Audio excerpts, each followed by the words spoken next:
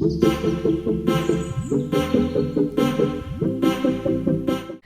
Everyone, 11 આવી ગઈ છે અને અમે પણ આવી ગયા છે નવી રેસીપી સાથે. સૌથી પહેલાં આપણે બટાકાને ધોઈને બાફવા માટે આ રીતે સમારી દેવાના છે. પછી તેને કુકરમાં મૂકીને બટાકા ડૂબે તેટલું પાણી એડ કરવાનું છે. પછી તેમાં સિંધવ મીઠું એડ કરીને તેને 2 થી 3 સીટી વાગે એ રીતે બાફી દેવાના છે.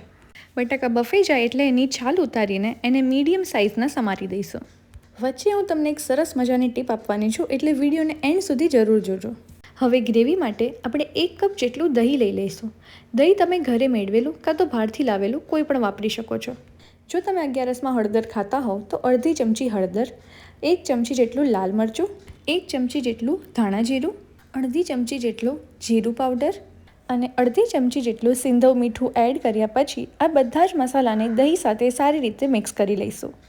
દહીંને આપણે 2 થી 3 મિનિટ સુધી આ જ રીતે ફેટી લઈશું, જેનાથી કે આપણી ગ્રેવી એકદમ સ્મૂધ થાય. આપણી ગ્રેવી તૈયાર થઈ ચૂકી છે.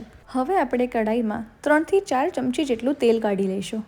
તેલ ગરમ થઈ જાય એટલે એની અંદર અડધી ચમચી જીરું નાખી દઈશું. જીરું તતડે એટલે આપણે એની અંદર લીલા મરચાં અને આદુની પેસ્ટ એડ કરી દઈશું અને તેને તેલમાં 5 થી 10 સેકન્ડ માટે સાંતળી દઈશું. હવે આની અંદર દહીંની ગ્રેવી એડ કરીને ગેસને મીડિયમ ફ્લેમ ઉપર કરી દઈશું. દહીંની ગ્રેવીને ચડતા લગભગ 3 થી 4 મિનિટ લાગે છે, પણ આ 3 થી 4 મિનિટ દરમિયાન તમારે તબેથાની મદદથી ગ્રેવીને આ જ રીતે હલાવતા રહેવાનું છે. ઘણી વખત એવું થાય છે કે દહીંની ગ્રેવી ફાટી જતી હોય છે, અને એવું ના થાય એના માટે જ તમને આ ટીપ આપી રહી છું કે એને કન્ટિન્યુઅસલી આ જ રીતે મિક્સ કરતા રહેશો તો દહીંની ગ્રેવી સરસ ચડી જશે અને તે ફાટશે નહીં. ગ્રેવી ચડી જશે એટલે આ રીતે બધું જ તેલ છૂટું પડી જશે અને મસાલાની પણ ખૂબ જ સરસ સુગંધ આવવા લાગશે. બસ આ સમયે આપણે આની અંદર બટાકા એડ કરી દઈશું અને તેને ગ્રેવીની સાથે સારી રીતે મિક્સ કરી દઈશું.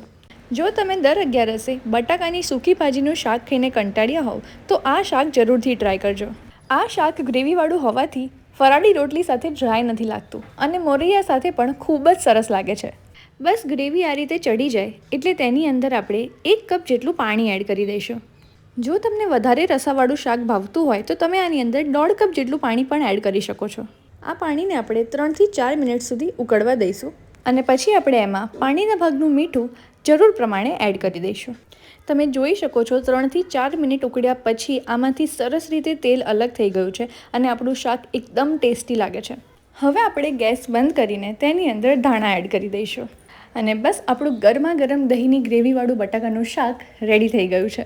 11માં ખવાય તેવા આલુ પરોઠાની રેસીપી પણ અમારા ચેનલ ઉપર તમને મળી જશે, તો તમે એ પણ ટ્રાય કરજો બિકોઝ એ બી બધાને ખૂબ જ ગમી છે.